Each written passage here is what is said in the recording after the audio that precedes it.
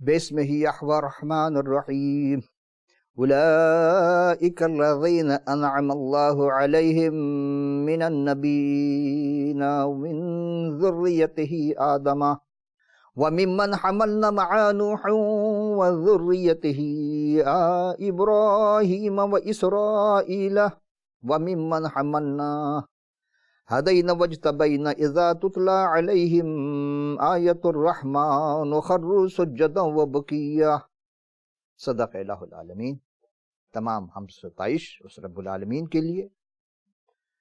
یہ پارہ 16 سورہ 19 سورہ مریم اور آیت نمبر ہے 58. یہ وہ لوگ ہیں جن پر ہم نے انعام فرمایا زمرہ انبیاء میں سے آدم کی اولاد سے ہیں، اور جنہیں ہم نے نوح کے ساتھ کشتی میں طوفان سے بچا کے اٹھا لیا تھا، اور ابراہیم یعنی ابراہیم علیہ السلام اور اسرائیل یعنی حضرت یعقوب علیہ السلام اور ان کی اولاد میں سے، اور ان کی یعنی منتخب لوگوں میں سے ہیں جنہیں ہم نے ہدایت بخشی اور برگزیدہ بنایا، اور جب ان پر رحمان کی آیتوں کی تلاوت کی جاتی ہے تو روتے روتے سجدے میں گر پڑتے ہیں. عزیزان محترم، رب الافواج کی ہم سے ستائش ہو. حضرت داؤد علیہ السلام رب تعالیٰ کی تمجید کرتے ہوئے کہتے ہیں، زبور 3 رکوع کی 8ویں آیت میں ہے، اے خداون ہمارے رب، تیرا نام تمام زمین پر کیسا بزرگ ہے، تو نے اپنا جلال آسمان پر قائم کیا، اور نجات خداون کی طرف سے ہے، تیرے لوگوں پر تیری برکت ہو، آمین. عزیزان محترم، آپ کا میزبان صدیق آپ کے پسندیدہ پروگرام حقیقی عرفان میں قصص الانبیاء کی سیریز کے ساتھ حاضر خدمت اور آپ خدمت میں سلام اور خوش آمدید عرض کرتے ہیں. رب تعالیٰ کا شکر کہ اس نے پھر ہمیں نئی زندگی کے ساتھ، نئے ولولے کے ساتھ نئے دن کا آغاز کیا، اور ہمیں آج کی نعمتیں ہم پر نازل فرمائی. ہم اس کا شکر ادا کرتے ہیں. آئیے ہم باقاعدہ اپنے سوال کی طرف چلتے ہیں کہ پہلا سوال کیا ہے کہ کیا یہ واقعی سچ ہے کہ حضرت نوح علیہ السلام کا ایک بیٹا جس کا نام کنعان یا یام تھا، جو نافرمانی کی وجہ سے غرقاب ہو گیا، اور اس کے لیے حضرت نوح علیہ السلام نے خدا سے دعا بھی کی تھی.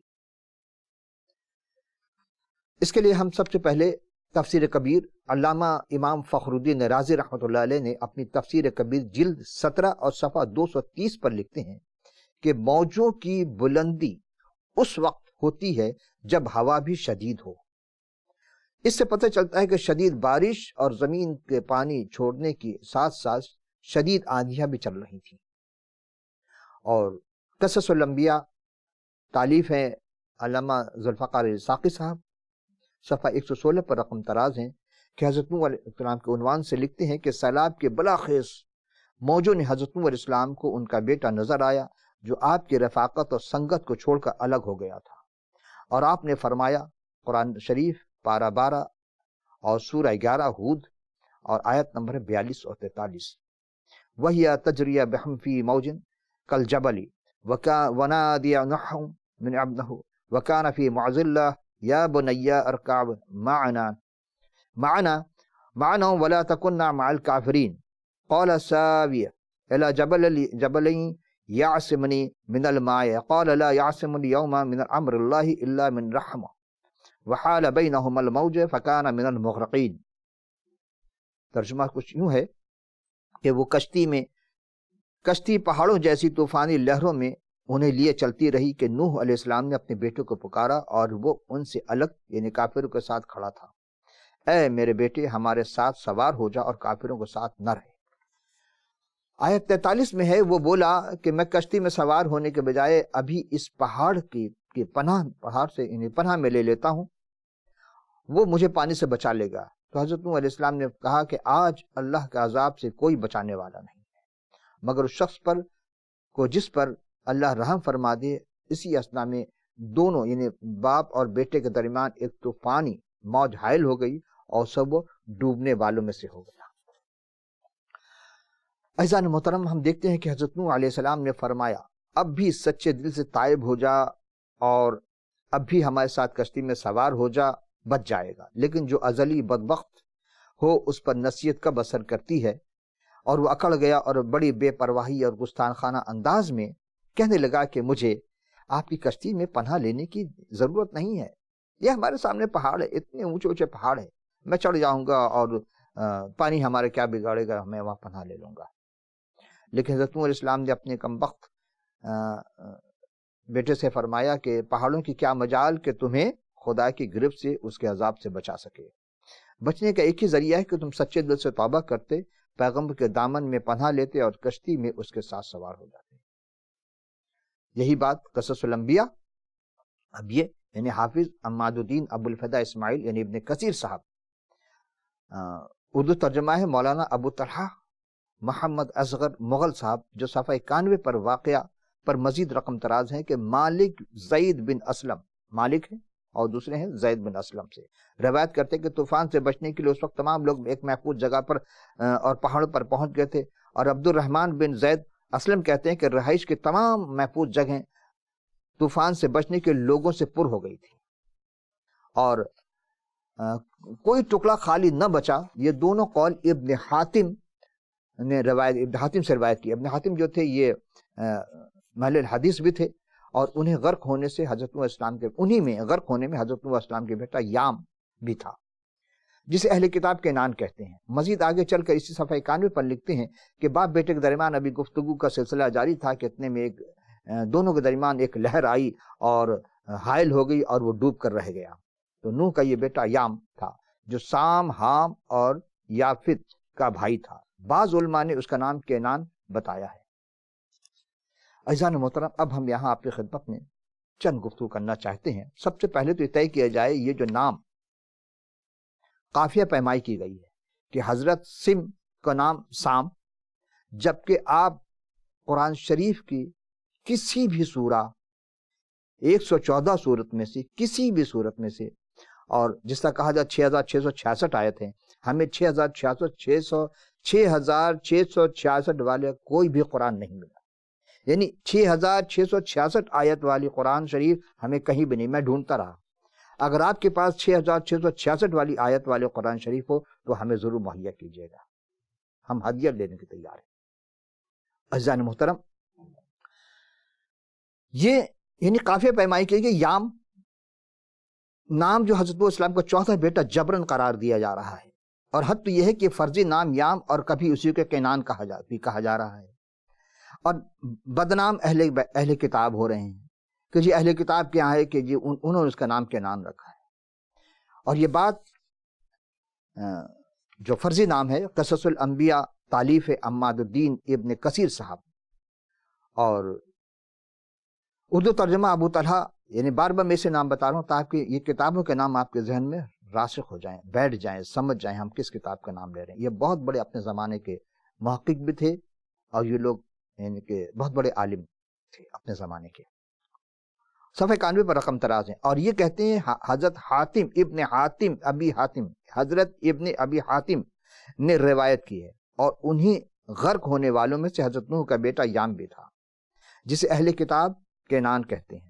میرا سوال یہ ہے مولانا صاحب، دست بستہ ایک طالب علم کی حیثیت سے بڑی معذرت کے ساتھ، آپ لکھتے ہیں کہ اہل کتاب، تو اہل کتاب کی کون سی کتاب سے آپ نے اس کینان کا نام کو اخذ کیا ہے؟ اس کتاب کی ضرور نشاندہی کیجیے گا، چونکہ اہل کتاب کے پاس جو کتاب ہے وہ یہی کتاب مقدس ہے۔ یاد ہے کہ اہل کتاب قرآن کی زبان ان کو کہا جائے جن کے پاس توریت، زبور اور انجیل اور صحائف انبیاء ہیں، اور یہ چاروں کتابیں ہمارے پاس ہیں۔ اگر اس میں آپ نے کہیں کینان نام دکھا دیا تو پھر آپ کو بہت ثواب ملے گا، یا آپ نے کس کتاب سے لیا وہ کتاب ہمیں دکھا دیں۔ پہلی بات، یہ کتاب کب چھپی، کس نے لکھی تھی؟ اسی طرح آپ اپنے استاد بزرگوار ابن کثیر صاحب نے کینان نام پڑھ لیا، شاید ہی ضرور نشاندہی ضرور کیجیے گا تاکہ آپ کے استاد ابن کثیر صاحب کو بھی ثواب داران حاصل ہو، خدا ان کی مغفرت کرے، آمین۔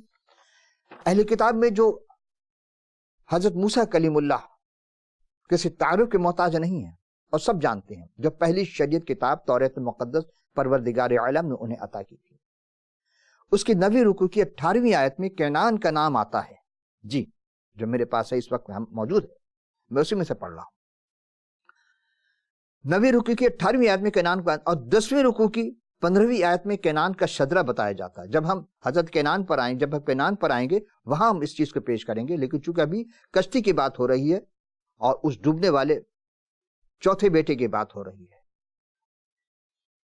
کینان کا شجر شروع ہوتا ہے. تو جب اسی طرح ہم غور کریں کہ نوح کا جب ہم نے کہا کہ یہ 10ویں رکوع کی 15ویں آیت میں جب شجرہ بتایا جاتا تو کینان حضرت نوح کا پوتا ہے.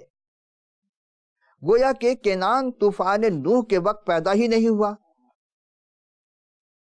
اور سوچنے کا مقام ہے جو ابھی اپنا بچہ ابھی مادر شکم میں بھی نہیں آیا ہے کجا، تو وہ بھلا سیلاب میں اور اس طوفان کا مقابلہ کرتا ہوا اپنے دادا سے مکالمہ کر رہا ہے، اور دادا کو بیٹا، دادا اور پوتا کے درمیان باپ بیٹے کا رشتہ بتایا جا رہا ہے آپ کے تحریر کے مطابق، آپ کی روایت کے مطابق. کلام مقدس میں نہیں ہے یہ بات. پھر غور کیجئے کہ کینان جو ہے حضرت نوح علیہ السلام کا پوتا ہے، ابھی یہ مادر شکم میں نہیں آیا تو دنیا میں کہاں سے آئے گا؟ دنیا میں نہیں آیا تو یعنی کہ ابھی پیدا بھی نہیں ہوا، اس کا نام و نشان بھی نہیں ہے. اور آپ کہہ رہے ہیں کہ جی وہ کینان نام تھا، اور اسی طرح وہ طوفان کے ساتھ لہر کے ساتھ چلتا رہا. اس وقت طوفان کا مقابلہ کرتا ہوا دادا سے کیسے مکالمہ کرتا ہوا ڈوب گیا؟ چوتھی بات کہ کتاب بات کیا کشتی کھلی ہوئی چھت، کشتی جو چھت وہ کھلے ہوئے تھے، چھت نہیں تھا اس میں. اگر چھت نہیں تھا تو اس وقت، اگر نہیں تھا تو کشتی میں تمام سوار اور جانور جو تھے وہ سب تو بھیگ گئے ہوں گے، جبکہ بھیگنے کوئی تذکرہ نہیں ہے. پانچویں بات، حضرت نوح نے اپنے پوتے سے کلام کرتے رہے اور وہ پہاڑ پر چڑھتا رہا، اور یہ کشتی یعنی دونوں ساتھ ساتھ پیرالل میں چلتے رہے، پانی کی لہر دونوں کو ساتھ ساتھ لے کے چلتی رہی. تعجب خیز. اور اس کا سانس بھی نہیں بھولا اور بات بھی کرتا رہا، اور مسلسل اپنے دادا سے میں گفتگو بھی ہے. ہم تو دادا ہی کہیں گے، کینان نام بتایا آپ نے، یام نام کا تو کوئی بیٹا تھا ہی نہیں ان کا.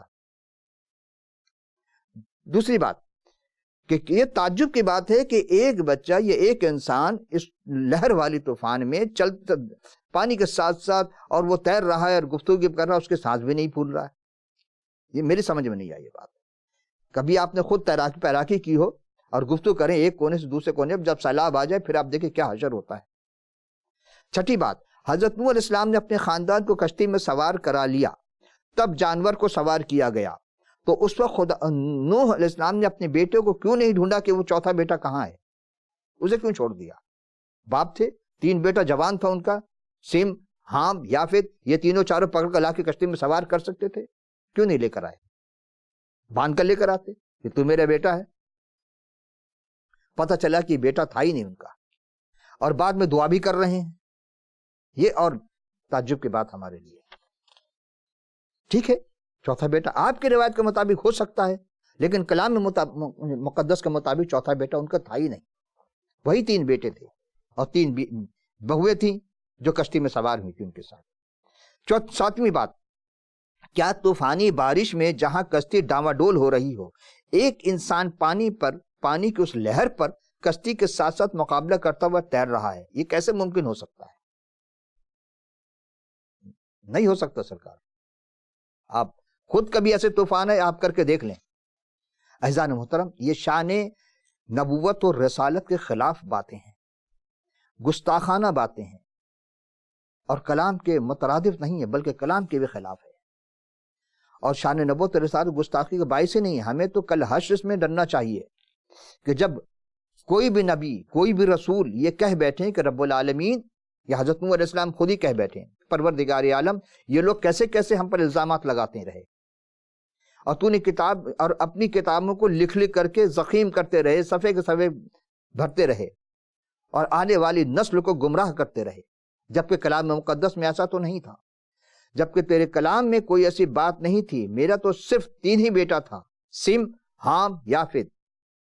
اور تورات میں موسیٰ علیہ السلام کے معرفت تحریر کرائی گئی. سم، حام، یافت، یہ چوتھا بیٹا یام، جس کا ذکر نہ ہی تورات میں ہے، نہ ہی زبور میں ہے، نہ ہی صحائف انبیاء میں ہے، نہ ہی یہودیوں کی کتاب تالمود میں ہے. پھر یہ کہاں سے آیا؟ قرآن شریف میں بھی نہیں ہے. آئیے، تو جس کتاب کو خود مان رہے ہیں یعنی قرآن شریف کو، تو قرآن شریف میں بھی تو اس کا نام نہیں ہے. آپ حضرت سیس علیہ السلام کا نام دکھا دیجئے مجھے، نام نہیں ہے. چونکہ آدم کے فوری بعد نوح کا نام آتا، باقی میں جو انبیاء اسلام آئے، جس کی اولادیں آئیں، ان پہ جو انبیاء آئے ان کا نام کہاں ہے آپ کے پاس؟ میں چیلنج نہیں کر رہا ہوں، لیکن میں آپ سے گزارش کرتا ہوں کہ للہ، خدا کے لیے نسل کو غلط تعلیم نہ دیں. جو کتاب میں لکھا ہے اپنی طرف سے نہیں، روایت نہ، جبرن روایت نہ ذہن میں ڈالیں. یہ روایت پرستی ہی ہے جو تفرقہ مچا چکی ہے. یہ روایت پرستی ہی کو فروغ دینے کی وجہ سے آج مختلف فرقے میں بٹ گئے لوگ، حقیقت کو چھوڑ گئے. رب العالمین کو ماننے کے بجائے نہ جانے کس کس کو ماننے لگے کہ ہمارے علماء یہ کہتے ہیں، دوسرے کہتے ہیں ہمارے علماء نے تو یہ لکھا ہے، اور خدا کیا کہہ رہا ہے اس کو نہیں پڑھیں گے. یہی سب سے بڑی ہمارے یہاں کمزوری لاحق ہو گئی کہ حقیقت کو چھوڑ چکے ہیں اور روایت پرستی کو فروغ دے چکے ہیں. تو اب یعنی قرآن شریف میں بھی ہم نے کہا آپ سے کہ بنا میں یام آپ ہمیں دکھا دیں، میں ماننے کو تیار ہوں. آپ شیس علیہ السلام کا نام نہیں دکھا سکتے، روایت میں تو آپ لے کر آئیں گے لیکن ویسے آپ کے پاس نام نہیں ہے، تو پھر 1,24,000 انبیاء کہاں سے آپ کے پاس آ گئے؟ یہ سوچنے کا مقام ہے. ہم اپنے تمام سامعین سے یہی گزارش کریں گے، آپ پوچھیں ذرا علماء سے کہ یہ نام کہاں سے آئے. آپ 100 نام ہمیں قرآن شریف سے دکھا دیں انبیاء علیہ السلام کے، نہیں دکھا سکتے آپ. جائے کہ 1,24,000، اور پھر کم و بیش کہتے ہیں. پھر اچھا، پھر یہ خداوندہ، یعنی کیا خداوند انہیں آپ کے الہام کیا تھا، یا یعنی آپ خود عالم الغیب بن گئے اور یہ سب کچھ آپ پر چھوڑتے ہیں؟ کون؟ یعنی رب. اگر اس حشر کے میدان میں حضرت نوح علیہ السلام رب العالمین سے کہہ دیں کہ جنہوں نے میرے شان میں گستاخی کی ہے، تیرے کلام کے تردید کی ہے، پھر سوچے کیا ہوگا، کہاں ٹھکانا ہوگا. اور کہا کہ جھوٹ نہ بولو، افترا نہ کرو، اور کلام خدا میں، کلام انسانی کی آمیزش کر کے کس کا مذاق اڑایا جا رہا ہے. ٹھنڈے دل سے سوچئے. ایسی باتیں جو شان انبیاء اور شان ربوبیت کے خلاف ہو جائے اس کو اپنے زمرے میں نہ لائیے، کیونکہ آج حشر کے دن وہ کہیں گے پروردگار آج تو عادل ہے، آج تو فیصلہ کر. پھر کیا ہوگا؟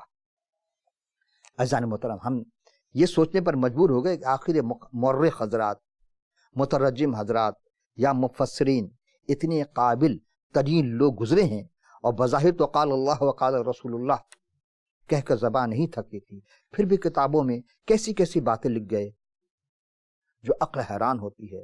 اور بعد میں والے اسے وحی الہی سمجھ. ہم تو وحی الہی، جب تک ہم اسٹوڈنٹ سے وحی الہی سمجھتے تھے کہ انہوں نے لکھا صحیح لکھا ہوگا. اور دوسری طرف ہم جب غور کرتے ہیں تو شان ربوبیت میں گستاخی ہے، گستاخی کر رہے ہیں. تو کوئی بات نہیں، یعنی اس رب العالمین شان میں کوئی بھی گستاخی کر دے کوئی بات نہیں. یہی ہمارے کا وتیرہ بن چکا ہے. کیونکہ بے شک مصنف پر کوئی انگشت نمائی نہ کرے کہ ہاں یہ مصنف نے یہ لکھا ہے، یہ غلط لکھا ہے، نہ کہے. کیوں؟ اس ایک بہت بڑے عالم ہیں، بہت بڑے مفسر ہیں، اپنے زمانے کے مانے ہوئے لوگ تھے، سب کچھ صحیح، بڑی خدمت کی. لیکن جانتے ہیں ہم نے اس کتابوں میں پڑھا تھا کہ شیطان ساری زندگی پروردگار عالم کے سجود سجدہ کرتا رہا. ساتوں آسمان ساتوں زمین کوئی چپا نہیں جہاں سے سجدہ نہیں کیا ہو. لیکن کہتے ہیں گیا شیطان ایک سجدے کے نہ کرنے میں، ہزاروں سال سجدے میں وہ سر مارا تو کیا مارا. ہم یہی، اگر یہ شعر یہاں فٹ کر دیا جائے پھر آپ مجھے کیا کہیں گے؟ پھر آپ ہمیں گستاخ کہیں گے، ہمیں کہیں گے بھائی یہ غلط ہے. حق کو مانیے، حق کو جانیے، حق کو سمجھیے، کیونکہ حق خدا ہے، حق رب العالمین ہے، اس کے شان میں گستاخی نہ کیجیے. یہی چیز ہے، یہی شرک ہے، یہی بدعت ہے کہ آپ اپنی طرف سے ہم اضافہ نہ کریں. کیونکہ بے شک مصنف ٹھیک ہے بابا، پھر بھی ہم معافی کے طلبگار ہیں کہ آپ جو کر رہے ہیں، آپ کی کتاب میں جو بھی لکھا سب صحیح لکھا ہے، آپ آمنا صد نہ کہہ کے مانتے جائیے. لیکن کل سوچئے، کل حشر میں کیا جواب دیں گے؟ کیا نجات مل جائے گی؟ لیکن ایک بات تو مجھے سمجھا دیں کہ جو پوری دنیا میں دہشت گردی ہو رہی ہے، اس کے پیچھے کس کا ہاتھ ہے؟ خدا کے گھر میں فحاشی کون کر رہا ہے؟ پروردگار عالم کا گھر جہاں سجدہ کیا جاتا ہے، اس مصلی پر فحاشی کون کر رہا ہے؟ یہ تو چند ایک واقعات جو میڈیا میں آ جاتے ہیں تو پھر سب چراغپا ہو جاتے ہیں. کمسن بچوں اور بچیوں کے ساتھ جن سے فعل کا مرتکب کون ہو رہا ہے؟ غور کیجیے گا. کیا فعل بد کرنے والوں کو کوئی سزا دی گئی آج تک؟ نہیں. کیوں؟ اس لیے کہ ان کے ہاتھ بہت مضبوط ہے. آج تک کتنے کو سزا دی گئی. جو شان رب میں گستاخی کرے، اس کے خلاف کہے، دبے الفاظ میں گستاخی کر جائے، تحریر کر جائے، آپ اس کے خلاف کبھی آواز بلند نہیں کرتے. افسوس کی بات تو یہ کہ جو رب العالمین کی شان میں گستاخی ہے، یہ گستاخی نہیں تو اور کیا ہے؟ آپ کہیں گے نہیں صحیح لکھا ہے، ٹھیک ہے جی، آپ نہ مانیں، ہم آپ سے منوائیں گے نہیں. لیکن چلتے چلتے ایک اور سوال کی جانب.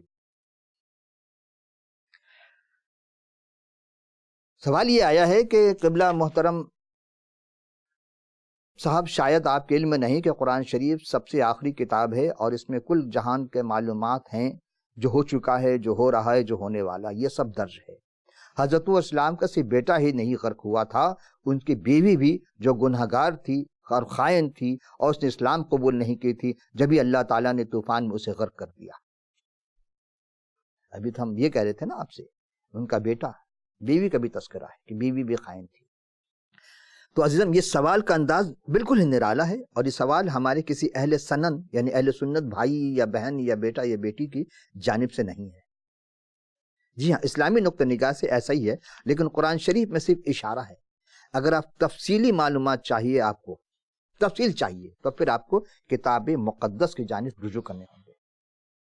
قرآن شریف میں واقعی کتاب باتیں تو ہیں، لیکن مختصر ہے، تفصیل نہیں ہے اس میں. اس لیے کہ یہ بات پیغمبر اسلام کو بھی بتایا گیا تھا کہ اگر میرے محبوب آپ نہیں جانتے تو اہل ذکر سے پوچھیں. اور اب یہ آپ اپنے تمام علماء حضرات سے معلوم کیجئے، پوچھئے، دریافت کیجئے کہ اہل ذکر کسے کہتے ہیں. اب آپ کہیں جی جو حلقہ ذکر میں بیٹھتا ہے، اللہ یا لا الہ الا اللہ کا ذکر کرتا ہے، حق کا ذکر کرتا ہے، یا الا اللہ کا ذکر کرتا ہے، یہ سارے اہل ذکر ہیں. جی ذاکر ہیں، اہل ذکر نہیں ہیں. ذاکر اور اہل ذکر میں فرق ہے. ذاکر تو ذکر کر رہا ہے، لیکن اہل ذکر اسے کہیں گے جو اہل کتاب ہیں.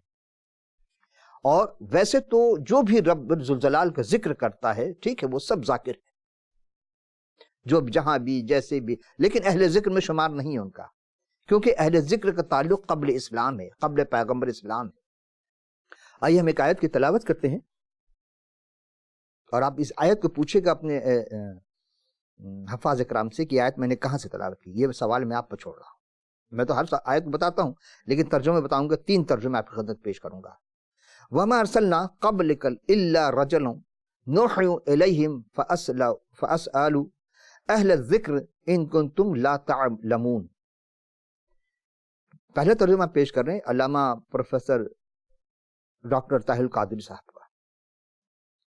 اے حبیب مکرم، ہم نے آپ سے پہلے بھی مردوں کو ہی رسول بنا کر بھیجا تھا، یعنی عورتوں کو نہیں بھیجا، مردوں کو بھیجا تھا. اور ہم ان کی طرف وہی بھیجا کرتے تھے، یعنی لوگوں کو. تو تم اہل ذکر سے پوچھ لیا کرو اگر تم خود نہیں جانتے ہو. کس سے کہا جا رہا؟ حضور سے کہا جا رہا کہ اہل ذکر سے پوچھو. اب یہ تو زندہ ہے نا، عرفان القرآن کے مترجم یعنی کہ علامہ ڈاکٹر پروفیسر علامہ طاہر القادری صاحب. اب ہم چلتے ہیں سید ابو الاعلیٰ مودودی صاحب، تفہیم القرآن کے مصنف، ابھی حیات نہیں ہے لیکن دیکھ سکتے ہیں. انہوں نے لکھا کہ اے محمد، تم سے پہلے بھی ہم نے انسانوں ہی کو رسول بنا کر بھیجا تھا جن پر ہم وحی کیا کرتے تھے. تم لوگ اگر نہیں علم رکھتے تو اہل کتاب سے پوچھ لو. اب یہاں اہل کتاب انہوں نے لکھا ہے. کس نے؟ مولانا نوری صاحب نے. اہل ذکر، اہل کتاب. تیسری بات، شبیر احمد عثمانی صاحب، کسی تعارف کے بھی محتاج نہیں ہے. ان کا ترجمہ ہے اور نہیں بھیجا ہم نے تم سے پہلے جس کو بھی بھیجا مگر وہ آدمی تھے کہ وہی کیا کرتے تھے. ہم ان کی طرف تو پوچھ لو اہل کتاب سے اگر تم نہیں جانتے ہو. کس سے کہا جا رہا ہے؟ پیغمبر اسلام سے، حضور سے کہا جا رہا ہے نہیں جانتے تو اہل ذکر سے پوچھو. عزیزان محترم، چونکہ اب وقت بہت ہی محدود رہ گیا، اب سوال جو ہے یہ جواب دینا ضروری ہے، لیکن اس سوال کو ہم اگلی نشست میں پھر شمار کریں گے. تو صرف اتنا کہتے چلیں کہ سوال یہ ہے کہ کیا حضرت نوح کا بیٹا ہی غرق نہیں ہوا تھا؟ ان کی بیوی بھی جو گناہگار اور خائن تھی اور اس نے اسلام قبول نہیں کیا تھا، جب ہی اللہ تعالیٰ نے طوفان میں اسے غرق کر دیا. یہ سوال ساقی علامہ ذوالفقار ساقی صاحب قصص الانبیاء یہ کتاب ہے، اور دوسری کتاب ہے یہ یعنی کہ حافظ احمد الدین صاحب یعنی ابن کثیر کی۔ تو پہلے وہ لکھتے ہیں کہ سوال یہ پیدا ہوتا ہے کیا حضرت نوح کی پہلی بیوی یعنی پہلی زوجہ محترمہ تھیں؟ ہم یہ سوال کرتے ہیں آپ سے سامعین، یہ سوال کے جواب ہم بعد میں دیں گے آپ کو اگلی نشست میں، چونکہ وقت بہت کم ہے میرے پاس۔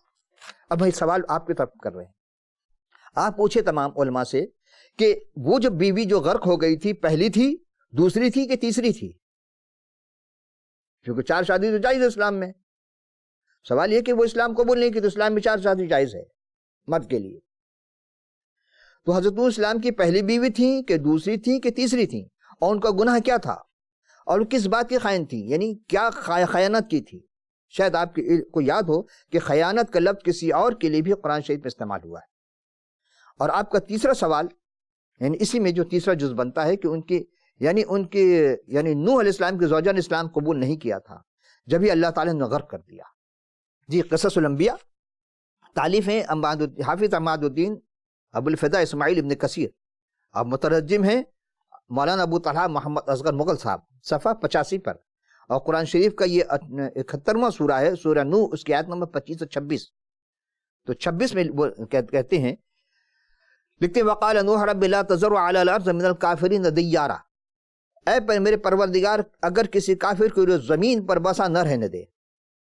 اور اسی کتاب تالیف کے صفحہ 89 پر اسی سورہ کی 26ویں آیت کے بعد کہ اے میرے پروردگار کسی کافر کو روئے زمین پر بسا نہ رہنے دے کو بنیاد بنا کر زوجہ نوح کی طرف رقم تراز ہیں کہ حضرت نوح کی اہلیہ یعنی ان کی جو محترمہ تھی، آپ کی تمام اولاد یعنی سام، حام، یافز اور یام کی ماں تھی، طوفان کے آنے سے پہلے ہی فوت ہو گئی تھیں۔ کیا لکھتے ہیں؟ فوت ہو گئی تھیں۔ تو پھر غرق کون ہوئی؟ وہ کون سی بیوی جو جب ان کی والدہ فوت ہو گئی تو پھر غرق کس کو کیا جا رہا ہے؟ ایک اور قول کے مطابق کہ وہ ایمان نہیں لائی تھیں۔ اب دیکھیں دو متضاد بات، پہلے آپ بتا رہے ہیں کہ جو غرق ہو گئی، دوسری بات کہہ رہے ہیں کہ یہ فوت ہو گئی، اب تیسری بات یہ کہ پھر وہی بات کہ وہ غرق آب ہوئیں، جبکہ اہل کتاب کے نزدیک وہ کشتی میں سوار تھیں۔ اب وہ سچ بات لکھ رہے ہیں کہ اہل کتاب کے نزدیک کشتی میں، ہو سکتا ہے کہ وہ بعد میں کافر ہو گئی ہوں، یہ اپنی طرف سے قیاس آرائی کی جا رہی ہے، یا اس کو قیامت تک کی مہلت دے دی گئی ہے، وہاں فیصلہ ہوگا۔ عزیزان محترم، یہ سوال ہم آپ کی خدمت میں پیش کر چکے کہ پوچھئے کہ جو حضرت سیم، حام اور یافز اور یام کی والدہ تھیں، جو چوتھا بیٹا جبر ان کا بتایا جاتا ہے، وہ غرق ہو گئی تھیں تو پہلی بیوی تھیں، دوسری تھیں کہ تیسری تھیں؟ اور وہ جو وقت سے پہلے فوت ہو گئی تھیں، جو طوفان سے پہلے، وہ کون تھیں؟ اب ہمارے پاس دامن وقت گنجائش نہیں رہی، آپ اپنے سوالات اسکرین پر دیے گئے اسکائپ یا ٹیلی فون نمبر یا ای میل ایڈریس ہو، جو آپ کو سہولت، آپ ہم سے ضرور رابطہ کیجیے گا، ہمیں آپ کے سوالات اور آپ کے آراء کا انتظار رہے گا۔ تو اگلی نشست کے لیے پھر حاضر ہوں گے اسی سوال کے ساتھ، اس وقت کی اجازت، خدا حافظ ناصر۔